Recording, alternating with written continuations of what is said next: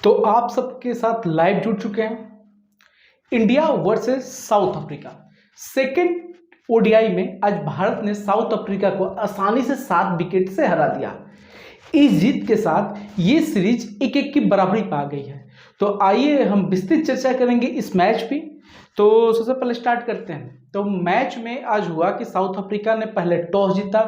Toss जीतकर south Africa ने batting करने का निश्चय किया। साउथ अफ्रीका की शुरुआत कोई बेटर नहीं रही, फिर भी साउथ अफ्रीका की टीम एक टाइम 40 ओवरों में 3 विकेट के नुकसान पर अप्रॉक्स 220 रनों का उन्होंने स्कोर खड़ा किया। लेकिन लास्ट 10 ओवर में इंडियन टीम ने शानदार वापसी करते हुए साउथ अफ्रीका को 277 रनों पर रोक दिया। यानी भारतीय टीम के लिए 278 रनों का टारगेट था। भारतीय टीम की शुरुआत एक बार फिर से खराब रही और हमारे कप्तान एवं ओपनर शिखर धवन सस्ते में आउट हो गए। उसके बाद शुभमन गिल ने एक छोटी सी किंतु महत्वपूर्ण पारी खेली, लेकिन शुभमन गिल भी 48 के स्कोर पर 25 रन बना के आउट हो गए। यानी इंडिया की टीम एक बार फिर से संकट में थी। हमारे 2 विकेट महज 48 रनों पर गिर गए थे और टारगेट था 278, यानी 230 रन हम दूर थे। ऐसे में एक शानदार पार्टनरशिप श्रेयस अय्यर और ईशान किशन के बीच होती है। ईशान किशन और श्रेयस अय्यर ने शानदार बैटिंग की। ईशान किशन तो खासकर कुछ ज़्यादा ही जबरदस्त बैटिंग कर रहे थे और 93 रन बना के जब आउट हुए तो इंडिया को अप्रोक्स 45-46 रन के 55 रन के राउंड चाहिए था और हमारे पास अप्रॉक्स 11 से 12 ओवर बचे थे। यानी मैच इंडिया की गिरफ्त में आ चुका था उस टाइम तक। उसके बाद श्रेयस अय्यर ने मौके को हाथ से नहीं जाने दिया और अपनी दूसरी ओडीआई सेंचुरी जमाते हुए संजू सैमसन के साथ एक महत्वपूर्ण साझेदारी करते हुए भारत को 7 विकेट से जीत दिला दी। इस जीत के साथ ये सीरीज 1-1 की बराबरी पा गई है। 1-1 के बराबरी के बाद इस सीरीज का तीसरा मैच अब खेला जाने वाला है हमारे देश की राजधानी यानी दिल्ली में। नई दिल्ली में 11 अक्टूबर को तीसरा ओडीआई खेला जाने वाला है। ऐसे में वो तीसरा ओडीआई एक फाइनल की तरह हो गया है, यानी जो भी टीम उस मैच को जीते वो उस सीरीज को जीत जाएगी। सीरीज को अगर बात करें इस सीरीज के इंपॉर्टेंस की, तो इस सीरीज की इंपॉर्टेंस भारतीय टीम से ज़्यादा साउथ अफ्रीका के लिए है, क्योंकि साउथ अफ्रीका जो वर्ल्ड चैंपियनशिप चल रही है, जो वर्ल्ड कप क्वालिफिकेशन 2023 जो वर्ल्ड कप होना है इंडिया में, उसके क्वालिफिकेशन के लिए खेली जा रही है। तो चैंपियनशिप में साउथ अफ्रीका की टीम लीग में ओडीआई लीग में 11वें नंबर पे है। तो कम से कम साउथ अफ्रीका को डायरेक्ट क्वालिफिकेशन के लिए साउथ अफ्रीका को अपनी रैंकिंग टॉप 8 में लानी होगी, क्योंकि टॉप 8 की टीमों को डायरेक्ट एंट्री है और उसके बाद से आपको क्वालिफिकेशन के दौर से गुजरना पड़ता है। तो ऐसे में साउथ अफ्रीका को अगर डायरेक्ट क्वालिफाई करना है तो उन्हें अपनी रैंकिंग टॉप 8 में लानी होगी। तो मतलब कि साउथ अफ्रीका के लिए सीरीज बहुत इंपॉर्टेंट रखता है। पहले मैच से उन्हें 10 पॉइंट मिले, लेकिन आज उन्होंने सेकेंड ओडीआई में 10 पॉइंट गंवा दिए हैं। यानी कि तीसरा ओडीआई साउथ अफ्रीका के लिए बहुत ही महत्वपूर्ण है, क्योंकि तीसरा ओडीआई अगर साउथ अफ्रीका गंवाता है तो साउथ अफ्रीका के लिए टॉप 8 में आना मुश्किल हो जाएगा। वहीं अगर भारतीय टीम की बात करें तो भारतीय टीम वर्ल्ड कप के लिए क्वालिफाई कर चुकी है। चूंकि भारत मेजबान है तो भारत वर्ल्ड कप के लिए क्वालिफाई कर चुका है। वैसे भी भारतीय टीम ओडीआई जो चैंपियनशिप चल रहा है उसमें भारत 6ठे नंबर पे है और भारत की रैंकिंग ओडीआई वर्ल्ड कप के लिए अच्छी है, लेकिन मेजबान होने के नाते हमें डायरेक्ट एंट्री मिल गई है वर्ल्ड कप के लिए। अब बात करेंगे आज के टॉप परफॉर्मर की। तो जब साउथ अफ्रीका ने टॉस जीतकर पहले बैटिंग करने का निश्चय किया तो भारत के लिए एक सोने पे सुहागा साबित हुआ। टॉस हार कर भी भारत टॉस जीतने के प्रॉफिट को ले सका। कारण है कि जो रांची की पिच थी उस पर ड्यू के आने के आसार थे, यानी इस पिच पे ड्यू फैक्टर एक महत्वपूर्ण रोल अदा कर सकता था। तो फिर भी पता नहीं साउथ अफ्रीका के जो रेगुलर कैप्टन थे बाउमा, वो इस मैच में नहीं खेले और उनकी जगह कप्तानी संभाली केशव महाराज ने। तो केशव महाराज ने टॉस जीता और बैटिंग करने के निश्चय किया। यानी लास्ट मैच में वो लोग डिफेंड किया था उन्होंने टारगेट, तो उन्होंने सोचा कि इस मैच में भी हम टारगेट डिफेंड करेंगे।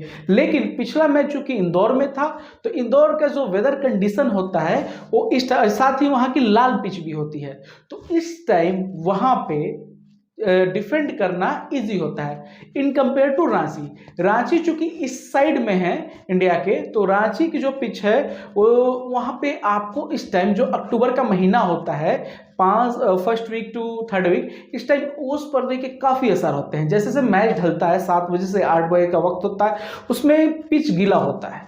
और हुआ यहीं भी साउथ अफ्रीका आखिरी 10, हाँ एक और चीज़ इंडिया को एक और फायदा मिला, साउथ अफ्रीका 40 ओवर में अप्रॉक्स 250 रन बना के 3 विकेट पे थी, वहां पे 2 विकेट साउथ अफ्रीका गिरते हैं और साउथ अफ्रीका 5 विकेट पे अप्रॉक्स 225 40 ओवर के करीब उनका स्कोर था। लेकिन साउथ अफ्रीका की टीम आखिरी 10 ओवर में 50 से 53 रन बना पाई, यानी 6 रन से भी कम की रन गति उनकी आखिरी 10 ओवर में रही। यानी इंडिया ने आखिरी 10 ओवर में शानदार बॉलिंग की, खासकर अंतिम 10 ओवरों में पिच ने भी इंडियन टीम का भरपूर साथ दिया। आखिरी 10 ओवरों में जो पिच थी वो काफी स्लो साबित हो गई थी, तो फिर भी साउथ अफ्रीका ने 277 रनों का स्कोर खड़ा किया, जो कि इस पिच को देखते हुए, जो पिच पुराने रिकॉर्ड रहे, एक पार स्कोर था, क्योंकि यहाँ पे फर्स्ट इनिंग के एवरेज टोटल ओडीआई में ओनली 266 था, जिससे 277 एक बड़ा स्कोर था इस पिच के अकॉर्डिंग। लेकिन फिर भी भारतीय टीम की दाद देनी होगी, उन्होंने 277 पर रोक दिया। अब आते हैं इंडियन टीम की, जब चेज कर रहा था, जब 15 से 20 ओवर पुराना हुआ बॉल, तो इस पिच ने असली हरकत दिखानी शुरू की। पिच ने ज़्यादा इंडियन टीम को मदद नहीं किया, उससे ज़्यादा कंडीशन ने मदद किया। एक तो आपके बैट्समैन फ्लो में आ रहे थे, ऊपर से ड्यू फैक्टर ओस था, उसने भरपूर साथ दिया इंडिया का, और इंडिया के लिए बाद में बैटिंग करना बहुत ही इजी साबित हुआ कम in compare to first inning. खासकर अंतिम 10 ओवरों में इंडिया के लिए एकदम माहौल सेट था और इंडिया इस मैच को जीत गई। लेकिन फिर भी हमें ये नहीं, इंडियन प्लेयर्स का हमें एफर्ट नहीं भूलना चाहिए, खासकर गेंदबाजी में आज मोहम्मद सिराज ने शानदार बॉलिंग की। मोहम्मद सिराज ने 10 ओवर में महज 38 रन दिए और 3 विकेट हासिल किए। खासकर डेथ में उनकी बॉलिंग तो देखने लायक थी, शानदार बॉलिंग, शानदार फास्ट बॉलिंग, शानदार स्लोअर, मतलब काफी मिक्स किया उन्होंने अपनी बॉलिंग में, और आज दिखा दिया कि अंतिम जो स्लॉग ओवर रहे डेथ ओवर में, उनमें मोहम्मद सिराज भी एक महत्वपूर्ण कड़ी साबित हो सकते हैं। खासकर सिराज की इस मैच में बॉलिंग सिराज के लिए ही संजीवनी का काम करेगी, क्योंकि भारतीय क्रिकेट टीम से T20 वर्ल्ड कप स्क्वाड से जसप्रीत बुमराह बाहर हो चुके हैं। ऐसे में जसप्रीत बुमराह का रिप्लेसमेंट का अभी तक ऐलान नहीं हुआ है। रिप्लेसमेंट के तौर पर बात करें तो मोहम्मद शामी सबसे आगे हैं, लेकिन सिराज का ये परफॉर्मेंस उन्हें मोहम्मद शामी की श्रेणी में लाके खड़ा कर देता है, यानी वो भी एक महत्वपूर्ण दावेदार है आपके जसप्रीत बुमराह के रिप्लेसमेंट पे। या भारतीय टीम अगर कोई 15 अक्टूबर तक कोई चेंज करना चाहती है स्क्वाड में, लाइक वो चाहती है कि अगर हर्षल पटेल चाहे भुवनेश्वर कुमार की जगह किसी को शामिल किया जाए, अगर इंडिया परसेंट भी चाहता है, तो मोहम्मद सिराज एक और दावेदार होंगे। इसके अलावा शार्दुल ठाकुर ने भी आज बेहतरीन बॉलिंग की। शार्दुल ठाकुर को स्टार्टिंग में तो उतने ओवर नहीं मिले, लेकिन लास्ट में डेथ में मिले और 6 ओवरों में उन्होंने बहुत ही शानदार बॉलिंग की।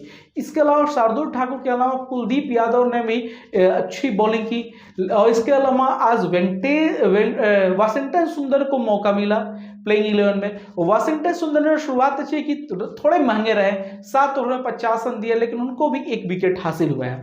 लेकिन इसके अलावा शाहबाज अहमद ने आज डेब्यू किया, और शाहबाज अहमद ने डेब्यू में शानदार बॉलिंग की और 10 ओवर में अप्रॉक्स 55 रन देकर 1 विकेट भी हासिल किए। बैटिंग में तो उनका नहीं आया, लेकिन बॉलिंग में उन्होंने अपने डेब्यू को एक यादगार बनाने की कोशिश की, अच्छी बॉलिंग की। स्टार्टिंग में उनकी बॉलिंग काफ़ी अच्छी रही, लेकिन बीच में एक तरह से साउथ अफ्रीका जब अपने 2 विकेट गंवा चुका था, तो 2 विकेट के पास उनसे साउथ अफ्रीका की ओर से रेजा हेंड्रिक्स ने और आपके मैकरम ने शानदार बैटिंग की। उन्होंने भारतीय स्पिनर को बखूबी खेला और जमकर रन बनाए। खासकर वाशिंगटन सुंदर के खिलाफ कुछ ज़्यादा ही अच्छे फॉर्म में दिखाई दिए साउथ अफ्रीकन बैट्समैन, और रेजा हेंड्रिक्स और आपके मार्करम की इनिंग बहुत ही महत्वपूर्ण रही। इसके अलावा अंतिम टाइम लास्ट के 10 ओवरों में साउथ अफ्रीका के जो प्रमुख बैट्समैन हैं, जो प्रमुख आपके उनके सबसे हम बात करें सबसे बिग हिटर्स के तौर पे, तो किलर मिलर क्रीज पे थे। किलर मिलर 5 विकेट गिर गए थे आखिरी 10 ओवर में और 5 थे उनके पास, तो किलर मिलर का साथ दे रहे थे वैने पर्नेल। लेकिन वहां पे शार्दुल ठाकुर और मोहम्मद सिराज ने खासकर शानदार बॉलिंग की। अवेश खान ने भी आज अच्छी बॉलिंग की, उन्होंने मतलब ज़्यादा रन नहीं लुटाए, जो रन मशीन के तौर पे वो मशहूर हो गए हैं, आज उन्होंने उसका मर्यादा को तोड़ा और आज उन्होंने एक थोड़ी 5 ओवर में 26-27 मतलब अच्छी बॉलिंग की in compare to other matches. तो इंडियन टीम ने आखिरी 10 ओवरों में इस मैच में साउथ अफ्रीका को पटक दिया। आखिरी एक टाइम साउथ अफ्रीका की टीम 40 ओवर जब समाप्त हुए थे तो साउथ अफ्रीका की टीम इस मैच में 320 से 330 मतलब कम से कम 300 प्लस तो बनाते हुए दिख रही थी, लेकिन भारतीय टीम ने अंतिम 10 ओवर में ओनली 50 से 52 रन देकर इस मैच में साउथ अफ्रीका को कम से कम 40 से 50 रन कम पे रोक दिया। और इस पिच पे 280 रन का टारगेट ड्यू कंडीशन में बहुत मुश्किल नहीं होना था, लेकिन चूंकि भारतीय टीम की ये बैकअप टीम थी, यानी बेंच स्ट्रेंथ थी इंडियन टीम की और थोड़ा मिक्सर था यूथ एंड एक्सपीरियंस का, इसलिए इंडिया के लिए थोड़ी सी ये टारगेट मुश्किल हो सकती थी। बिकॉज आपके अगर 2 डाउन बैटिंग की बात करें तो 3 डाउन में आपके वाशिंगटन सुंदर हो गए, 1 डाउन ओपनिंग के वाशिंगटन सुंदर हो गए और इसके बाद शाहबाज अहमद। वाशिंगटन सुंदर काफ़ी दिनों बाद वापसी कर रहे थे, वही शाहबाज अहमद का ये डेब्यू मैच था। तो ये अगर इंडिया के स्टार्टिंग में विकेट जल्दी जल्दी गिरते, 2 विकेट के बाद ये पार्टनरशिप नहीं होती अप्रॉक्स 180 टू 190, तो इंडिया के लिए ये टारगेट एक मुश्किल साबित हो सकता था। तो इंडिया ने इस मैच को जीता है और अगले साल वर्ल्ड कप 2023 होना है, उसके लिए एक ड्रेस रिहर्सल ही है उसकी तैयारियों के लिए, क्योंकि अभी T20 वर्ल्ड कप खत्म होना है, उसके बाद से अगले साल भारत को कम से कम 35 वनडे खेलना है वर्ल्ड कप के पहले।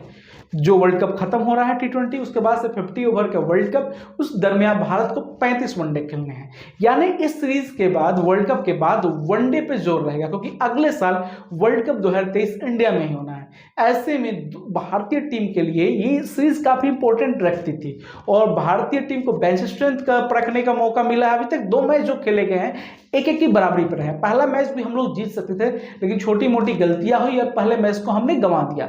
लेकिन इस मैच में भारत ने फुल स्ट्रेंथ की साउथ अफ्रीकन टीम, जो कि वर्ल्ड की टॉप टीमों में से एक मानी जाती है, प्योर साउथ अफ्रीका के जो जितने महत्वपूर्ण प्लेयर थे सारे टीम में थे, फिर भी इंडियन की इस युवा टीम, इस इंडिया की इस दोयम दर्जे की टीम तो मैं नहीं बोलूंगा, लेकिन इंडिया की इस बेंच स्ट्रेंथ ने साउथ अफ्रीका को धूल चटा के बता दिया कि इंडिया की बेंच स्ट्रेंथ कितनी कमजोर कितनी स्ट्रांग है। आज हम इस कंडीशन में हैं कि हम लोग कम से कम 3 टीमें जो आपके विश्व स्तर की खड़ी कर सकते हैं एक साथ, यानी एक टीम टेस्ट खेले, एक टीम ओडीआई खेले और एक टीम T20, यानी 3 सीरीज हम लोग एक साथ खेलने के काबिल बन चुके हैं। वही आज एक और मैच था, एक और महत्वपूर्ण मैच था, ऑस्ट्रेलिया वर्सेस इंग्लैंड। 2 चिर प्रतिद्वंदी वर्ल्ड क्रिकेट के, उनके बीच T20 सीरीज का ये पहला मैच था। पहले मैच में पहले बैटिंग करते हुए इंग्लैंड ने निर्धारित 20 ओवरों में 208 रन बनाए।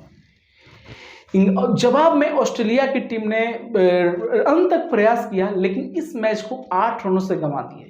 फिर भी ऑस्ट्रेलिया की टीम 200 रन तक पहुंची और 8 रन से इस मैच को गंवा दिया। मैं एक बार स्कोरबोर्ड आपको बताऊंगा ऑस्ट्रेलिया और इंडिया का, ऑस्ट्रेलिया और इंग्लैंड का। तो स्कोरबोर्ड में बता रहा हूं, तो टॉस आपका इंग्लैंड पहले बैटिंग किया और इंग्लैंड की ओर से ओपनिंग बहुत ही शानदार हुई। ओपनिंग उनकी 11 ओवर में 132 पर पहला विकेट गिरता है जोश बटलर का। जोश बटलर ने आज एक शानदार इनिंग की खेली और 32 गेंदों पे 68 रन की जबरदस्त बैटिंग की, यानी इंग्लैंड की टीम पूरे फ्लो में थी। उसके बाद से इंग्लैंड के नियमित अंतराल में विकेट गिरते रहे, लेकिन एक छोर पर एलेक्स हेल्स ने 51 गेंदों पर 84 रन की जबरदस्त इनिंग खेली। लेकिन एक टाइम्स इंग्लैंड का स्कोर 14.4 ओवर में 165 रन 2 विकेट का नुकसान होता था, यहाँ स्ट्रोक्स आउट होते हैं। लेकिन आखिरी 5 ओवरों में ऑस्ट्रेलिया ने शानदार वापसी की और इंग्लैंड को केवल 40 रन बना दिए। अंत में इंग्लैंड की टीम 208 रन बनाती है। ऑस्ट्रेलिया की ओर से गेंदबाजी की बात करें तो नाथन एलिस ने सबसे शानदार बॉलिंग की और 4 ओवरों में महज 20 रन देकर 3 विकेट हासिल किए। इसके अलावा ऑस्ट्रेलिया की ओर से केन रिचर्डसन, डेनियल जेम्स और मार्क स्टोनिस को एक विकेट मिला।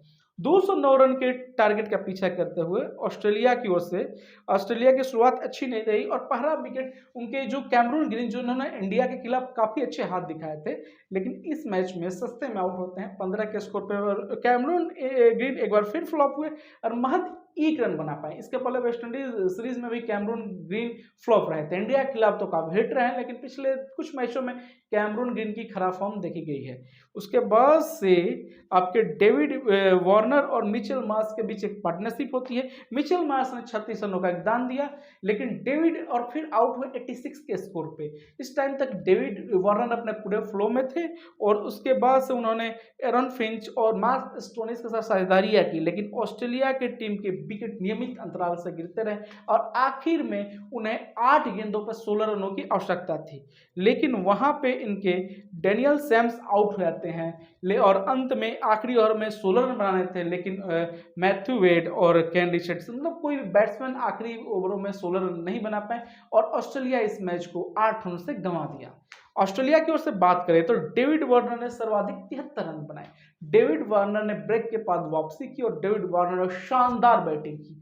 फिर से T20 वर्ल्ड कप 2021 वाली उन्होंने फॉर्म दिखाई और 73 रन 44 गेंदों पर उन्होंने स्कोर खड़ा किया। इसके अलावा मिचेल मार्श ने भी अच्छे हाथ दिखाए और 36 रन बनाए 26 गेंदों पर। इसके अलावा मार्कस स्टोनिस ने ताबड़तोड़ बैटिंग की और 15 गेंदों पर बनाए 35 रन, लेकिन और कोई बैट्समैन उतना नहीं चल सका। ऑस्ट्रेलिया की टीम इस मैच को 8 रनों से गंवा दी। अब गेंदबाजी पाते हैं तो इंग्लैंड की ओर से मार्क वुड ने शानदार बॉलिंग की और 4 ओवरों में 34 रन देकर 3 विकेट हासिल किए। इसके अलावा सैम करन को 2 विकेट और टॉपले को 2-2 विकेट मिले। दोनों को 1 विकेट आपके आदिल रशीद भी लेने में कामयाब हुए। लेकिन अब आते हैं बॉलिंग पे एक बार फिर से। जो इंग्लैंड के बॉलर है सैम करन, उन्होंने लास्ट ओवर में सैम करन ने काफी शानदार बॉलिंग किया और 16 रन डिफेंड किए। उनके सामने मैथ्यू वेड जैसे ताबड़तोड़ बैट्समैन थे, लेकिन करन ने शानदार डेथ ओवर बॉलिंग का नजारा पेश किया और आखिरी ओवरों में इंग्लैंड को एक रोमांचक जीत हासिल कर दी। इंग्लैंड इसके साथ इस सीरीज में 1-0 से आगे हो गया। अब हम एक और मैच की बात करेंगे। वो मैच है इंग्लैंड, न्यूजीलैंड और बांग्लादेश के बीच। न्यूजीलैंड, पाकिस्तान और बांग्लादेश के बीच चल रहा है T20 ट्रायंगुलर सीरीज। पाकिस्तान पहले ही अपने दोनों मैच जीत चुका है। ऐसे में दोनों मैच हार चुकी, दोनों टीमें पहला मैच हार चुकी हैं। न्यूजीलैंड और बांग्लादेश आज भिड़ी।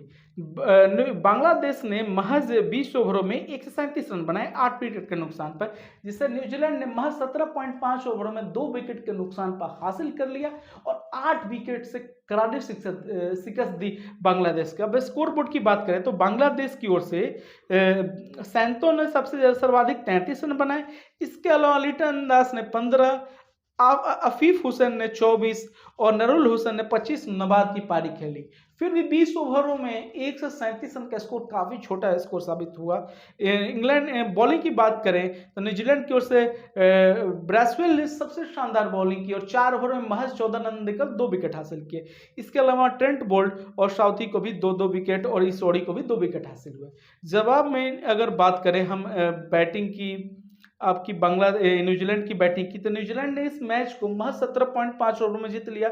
न्यूजीलैंड की ओर से फिन एलन ने 16 रन बनाए, लेकिन कानवे ने नॉट आउट 70 रनों की पारी खेली। इसके अलावा कप्तान केन विलियमसन ने 29 गेंदों पर 30 रन बनाए, लेकिन ग्लेन फिलिप्स ने शानदार बैटिंग करते हुए 9 गेंदों पर 23 रनों की नाबाद पारी खेली, जिसमें 2 उन्होंने सिक्सेस भी लगाए। मिशेल ब्रेसवेल को उनकी शानदार बॉलिंग 4 ओवर में 14 रन देकर 2 विकेट के लिए मैन ऑफ द मैच का अवार्ड दिया गया। अब अगर पॉइंट्स टेबल की बात करें तो 3 मैचों में पाकिस्तान की टीम 2 मैचों में दोनों मैच अपने जीत के फर्स्ट पोजीशन पे। सेकंड पोजीशन पर अगर बात की जाए तो सेकंड पोजीशन में न्यूजीलैंड की टीम है, जिन्होंने 2 मैचों में 1 जीत और 1 हार हासिल की है। थर्ड पर बांग्लादेश अपने दोनों मैच को गंवा चुकी है। अब सीरीज के जो रिवर्स मैचेस हैं वो खेले जाएंगे और अगला मुकाबला अगर बात करें हम, अगला मुकाबला बात करते हैं तो बांग्लादेश, अगला मुकाबला तो 11 अक्टूबर को न्यूजीलैंड और पाकिस्तान के बीच मैच होना है। पाकिस्तान की टीम दोनों मैच जीतकर पहले ही टॉप पे है। पाकिस्तान की नजरें इस मैच को जीतकर फाइनल में जगह बनाने की होगी, वहीं न्यूजीलैंड भी इस मैच को जीतकर फाइनल की ओर एक और कदम बढ़ाना चाहेगा। ऐसे में रोमांचक मैच उन दोनों टीमों के बीच भी होगा। अब भारत और दक्षिण अफ्रीका की सीरीज की पर आते हैं, तो तीसरा ओडीआई दिल्ली के अरुण जेटली स्टेडियम और फिरोज शाह कोटला ग्राउंड पे खेला जाने वाला है 11 अक्टूबर का। तो वो एक फाइनल मैच होगा, यानी दोनों टीमें सीरीज में पहले से ही 2-2 की बराबरी पे हैं, यानी जो भी टीम इस मैच को जीतेगी दिल्ली ओडीआई को, वो सीरीज को जीत जाएगी। तो ऐसे में सबकी उम्मीदें हुए हैं फिर से एक बार कि इस मैच को कौन जीतता है। अब हमें अगर जो सेकेंड ओडीआई में जो इंडिया ने शानदार जीत हासिल की, इसके बाद सारी उम्मीदें टीम इंडिया पे है कि टीम इंडिया इस मैच को जीतेगी और सीरीज को कब्जे में लेगी। भारतीय युवाओं ने, खासकर भारत की बेंच स्ट्रेंथ ने शानदार खेल दिखाया है और इस मैच में, खासकर दोनों मैचों में इंडियन टीम ने शानदार खेल दिखाया। पहले मैच में हम लोग महज कुछ रनों से चूक गए थे, लेकिन सेकेंड मैचों में हमने पूरी तरह साउथ अफ्रीका को आउट प्ले कर दिया और इंडिया ने साउथ अफ्रीका को करारी शिकस्त दी। साउथ अफ्रीका के लिए बहुत सारी क्वेश्चंस है। पहला तो T20 सीरीज वो हारे, दूसरी बात इंडिया की बेंच स्ट्रेंथ से दूसरी ओडीआई जिस तरीके से उन्होंने हारा, और जो कैप्टनसी में जो गलतियां हुई, आप इस पिच पे टॉस जीतकर फील्डिंग कैसे ले सकते हो जब सब कोई जानता है, उनकी टीम मैनेजमेंट जानता है, कई प्लेयर हैं जो आईपीएल में खेल चुके हैं रांची में, सबको पता है कि रांची में इस टाइम ओस पड़ता है, ड्यू फैक्टर एक महत्वपूर्ण रोल प्ले कर सकता है, चीज इजी हो जाएगा। तो फिर आपने क्यों टॉस जीत के फील्डिंग लिया, बैटिंग लिया? इंडियन टीम तो टॉस जीत कर फील्डिंग ही लेने वाली थी और साउथ अफ्रीका ने इंडिया के लिए तो मतलब टॉस हारने के बावजूद उनको गिफ्ट दे दिया, जाओ जाके बॉलिंग करो। और इंडियन स्पिनर्स ने रन तो जरूर दिए, लेकिन इंडियन बॉलर्स के लिए एक बहुत अच्छा मौका हो, कहाँ वो 320 330 भी चेज करा सकते थे। लेकिन इस मैच में बहुत ही शानदार बॉलिंग हुई हमारे बॉलरों ने। हम लोग हमेशा बॉलरों का हम लोग मजाक उड़ाते हैं, इंडियन बॉलर्स ऐसे हैं वैसे हैं, लेकिन इंडियन बॉलर अगर ओडीआई क्रिकेट की बात करें, इस पिच पे जिस पे रन भरे हुए थे, उसमें इंडियन बॉलर ने शानदार बॉलिंग की। खासकर डेथ में हमें, खासकर दोनों मैचों में अगर देखूं तो शार्दुल ठाकुर ने बहुत ही शानदार बॉलिंग की। आज उन्हें भारतीय कप्तानों ने महज 6 ओवर दिए, लेकिन इन 6 ओवरों में उन्होंने परफॉर्म किया और विकेट हासिल किए।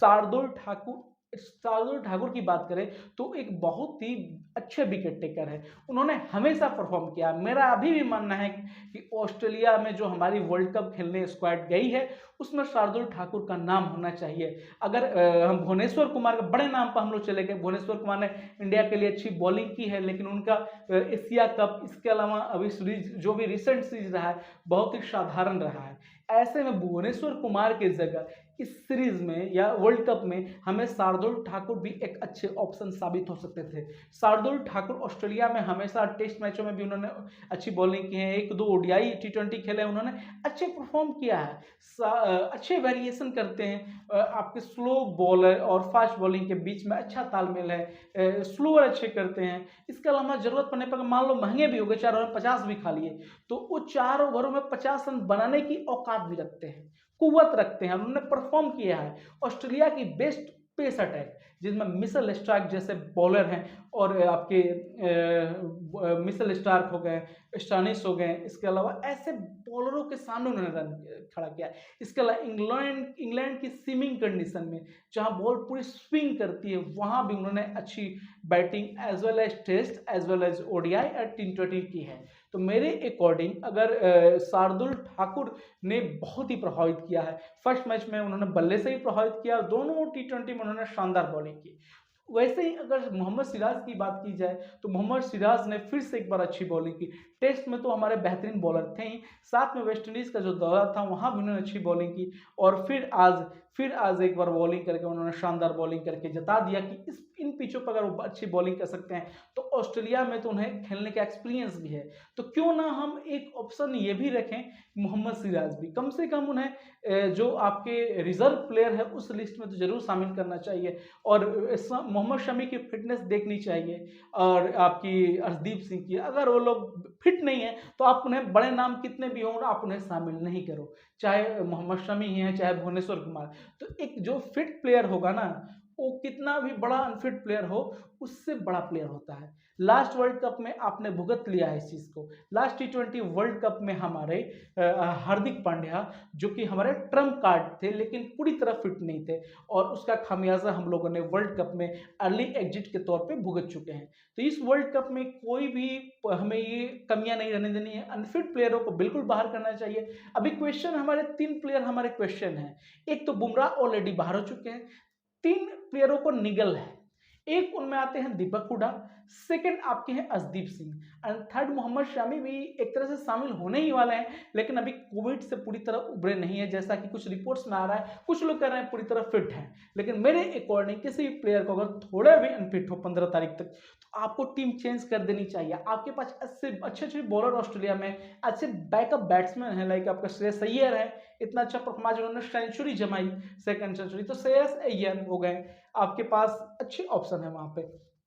उसके अलावा भारत के लिए एक बहुत बड़ा दुर्भाग्यपूर्ण रहा कि दीपक चहर चोटिल हो गए हैं। अब उनके बैकअप प्लेयर में हमारे दीपक चहर हैं, तो उन ऐसे में कम ही उम्मीद है कि दीपक चहर वर्ल्ड कप में जाएं इंडियन टीम के साथ। अभी तो एनसीए में हैं, अब देखते हैं कि 4 से 5 दिन के अंदर सारी तस्वीर क्लियर हो जाएगी। 15 अक्टूबर का डेट है कि 15 अक्टूबर तक आप डायरेक्ट बिना कुछ किए आप टीम चेंज कर सकते हैं, लेकिन 15 अक्टूबर के बाद अगर टीम चेंज आपको करनी है तो कोई आपका प्लेयर चोटिल हो जाए तभी आप टीम में चेंज कर सकते हो। तो 15 अक्टूबर तक तो आप बिना कोई कारण बताए आप टीम चेंज कर सकते हो। तो फर्स्ट एक तो चेंजेस है कि जसप्रीत बुमराह की जगह कोई एक प्लेयर आएगा, जिसमें मोस्ट प्रॉब्ली मोहम्मद शमी होंगे। अगर शमी फिट होते तो शमी तो भाई एकदम आएंगे ही आएंगे, और आना भी चाहिए उनको। लेकिन अगर अर्शदीप सिंह, भुवनेश्वर कुमार या हर्षल पटेल में किसी एक को निगल होती है, या इंडियन मैनेजमेंट, टीम मैनेजमेंट उनसे सेटिस्फाई नहीं होता, तो वहां पे हम लोग चेंज कर सकते हैं। हमारे पास उमरान मलिक है, हमारे पास मोहम्मद सिराज है, और शार्दुल ठाकुर के रूप में एक ऑलराउंडर हमारे पास है। तो शाहबाज अहमद भी एक अच्छे ऑप्शन उन्होंने दिखा दिया कि फ्यूचर में एक अच्छा वो भी हो सकते हैं। अब एक बॉलर जिसे हम भूल गए हैं, हमारे कई जो दर्शक हैं, चाहे कई क्रिकेट में पेजेस पर देखता हूं, यहाँ लोग मांग करते हैं कि टी नटराजन क्यों नहीं। टी नटराजन ने भारत का जो 2020 का दौरा हुआ था दिसंबर के अराउंड, जो तो जनवरी फरवरी 2020-21 में उन्होंने शानदार बॉलिंग की थी। 3 T20 में उन्होंने 6 विकेट हासिल किए थे, और ओडीआई में भी उन्होंने खेला था, 3 में अप्रॉक्स 5 विकेट उन्होंने हासिल किए थे। तो डेब्यू सीरीज में जैसे टी नटराजन ने बॉलिंग की थी, इसके अलावा जो उनका आईपीएल का रिकॉर्ड है, जैसी परफॉर्मेंस है ऑस्ट्रेलिया में, जो टी नटराजन को हम यॉर्कर किंग भी कहते हैं, सेम लाइक बुमराह। और एक और बात, पिछले लास्ट आईपीएल जो 2022 का हमारा रहा मार्च अप्रैल में, तो उसमें जो उन्होंने बॉलिंग की, काफी शानदार बॉलिंग की, और स्पीड भी पहले से उनकी 10 से 15 किलोमीटर बढ़ गई है। यानी वो अब 135 टू 145 बॉल डालने लगे हैं, जो ओनली 120 टू 130 डालते थे। यानी टी नटराजन पता नहीं क्यों, मेरे टीम मैनेजमेंट से क्वेश्चन है कि टी नटराजन क्यों बाहर है। उनको प्रॉब्लम इंजरी था, लेकिन फिलहाल वो फिट है, और मेरे अकॉर्डिंग टी नटराजन भी एक दावेदार होने चाहिए थे। अगला वर्ल्ड कप 50 ओवर का इंडिया में है, तो टी नटराजन चलो इस T20 वर्ल्ड कप में तो नहीं हुए, लेकिन अगले फ्यूचर के लिए उन्हें एक ऑप्शन रखना चाहिए। ऐसे में जब आपकी डेथ बॉलिंग बुरी तरह एक्सपोज हो रही है, और बुमराह के गैर मौजूदगी में तो हमारी बॉलिंग और भी ज़्यादा कमज़ोर है, तो ऐसे में उम्मीद की जानी चाहिए कि हम लोग ऐसे बॉलर जो कि परफॉर्म करते हैं, आपके टी नटराजन हो गए, घरेलू क्रिकेट में बात करें तो मोहसिन खान है, कुलदीप सेन है, ये लोग बॉलर हैं जिन्होंने परफॉर्म किया है। उमरान मलिक को मैं इतना नहीं कहूंगा, उमरान मलिक के पास स्पीड अच्छी है, और आईपीएल में उन्होंने शानदार बॉलिंग की, लेकिन जब भी इंडिया के लिए उन्हें मौके मिले तो थोड़ा लाइन लेंथ उनकी अच्छी नहीं रही, और थोड़े महंगे साबित हुए। तो उमरान मलिक नहीं, फिर भी ऑस्ट्रेलिया में उमरान मलिक अच्छी बॉलिंग कर सकते हैं, तो एक ऑप्शन है, लेकिन मेरे अकॉर्डिंग टी नटराजन का ना होना मेरे को खलता है। वैसा ही एक और नाम है आपकी वाशिंगटन सुंदर। जब आपके चोटिल हुए रविंद्र जडेजा, तो सब लोग, कोई अक्षर पटेल कर रहा था, कोई आपके कुणाल पांड्या बोल रहा था, लेकिन मेरे अकॉर्डिंग अगर 3 साल पहले आपके वाशिंगटन सुंदर T20 के नियमित सदस्य हुआ करते थे, और पहले जो पावर प्ले है, पहले 6 ओवरों में वो नियमित बॉलर थे, लेकिन इस टाइम ऐसी सिचुएशन है कि आपके, फिलहाल ऐसी सिचुएशन है कि आपकी टीम में नहीं है वो। तो मेरे अकॉर्डिंग वाशिंगटन सुंदर भी एक अच्छे ऑप्शन थे, लेकिन चूंकि उन्होंने काफी क्रिकेट नहीं खेला इंडियन टीम के लिए, तो उन्हें डायरेक्ट वर्ल्ड कप नहीं ले जा सकते हैं। लेकिन अगला जो 50 ओवर का वर्ल्ड कप होना है, आज की परफॉर्मेंस ने बता दिया कि जो अगले 50 ओवर मैचेस इंडिया में वर्ल्ड कप होना है उसके लिए स्पिनर एक महत्वपूर्ण रोल साबित हो सकते हैं। और इंडिया खुशनसीब है कि हमारे पास शानदार ऑप्शन है। हमारे पास कुलदीप यादव के रूप में एक तुरुप काइक्का है। इसके अलावा हमारे रविचंद्रन अश्विन, उन्हें T20 वर्ल्ड कप में शामिल किया गया है, लेकिन मेरे अकॉर्डिंग उन्हें 50 ओवर वर्ल्ड कप के लिए बचा के रखना चाहिए था।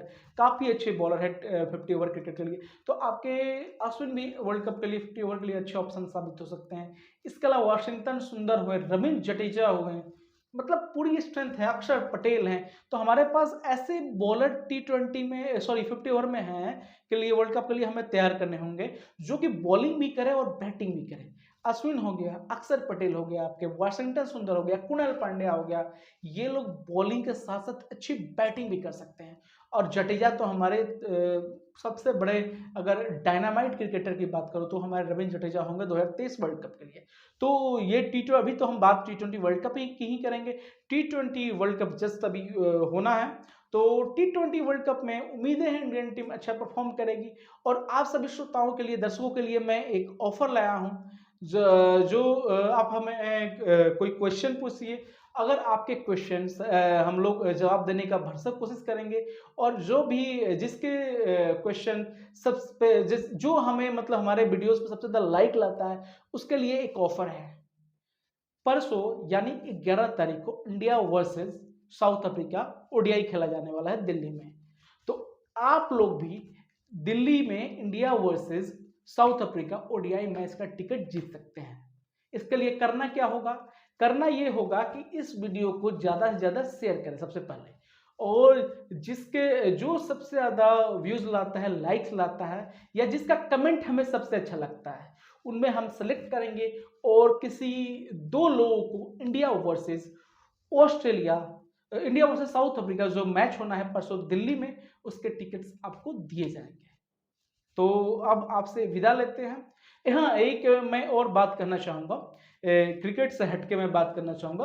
अभी एक अगला, अभी कुछ दिन पहले कॉमनवेल्थ गेम्स गुजरा है, जिसमें इंडिया की टीम ने शानदार परफॉर्मेंस किया राष्ट्रमंडल खेलों यानी कॉमनवेल्थ गेम्स 2022 में।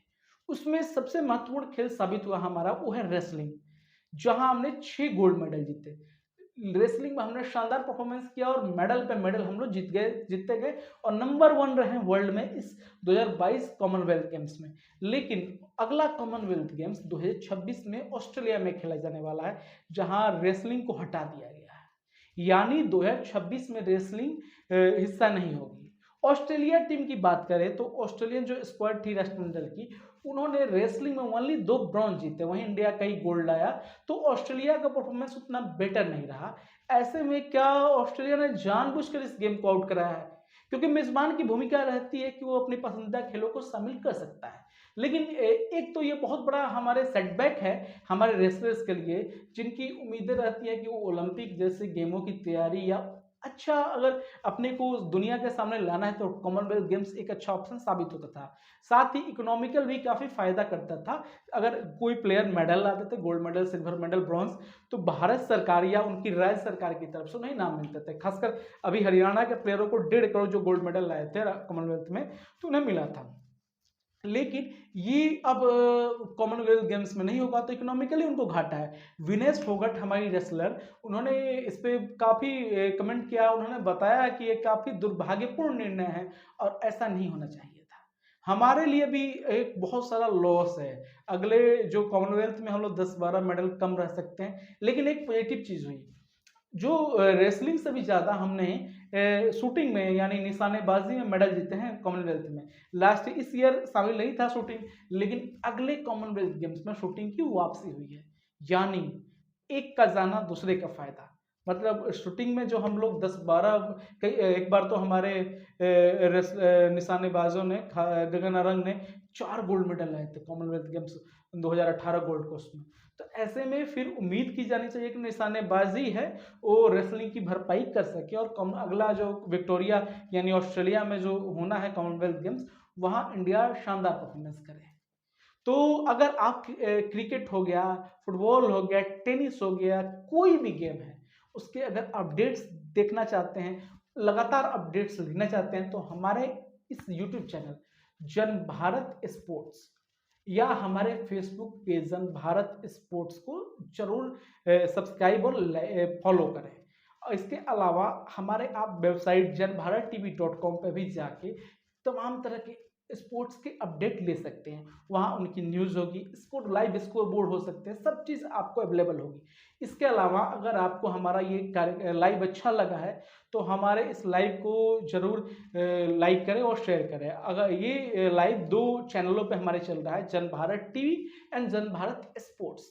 तो हमारा जन भारत टीवी, इस पे तमाम तरह के देश दुनिया की खबरें आती हैं। न्यूज़ चैनल हमारा है, तो उसके भी यूट्यूब पेज और यूट्यूब चैनल और फेसबुक पेज को ज़रूर फॉलो करें। इसके अलावा हमारे जन भारत टीवी और जन भारत स्पोर्ट्स के यूट्यूब एंड फेसबुक दोनों को फॉलो करें। इसके अलावा फिल्मों का अब अपडेट्स आते हैं, तो इसके लिए हमारा यूट्यूब चैनल है फिल्मी हैंगओवर, साथ ही हमारा फेसबुक पेज भी इसी नाम से है फिल्मी हैंगओवर।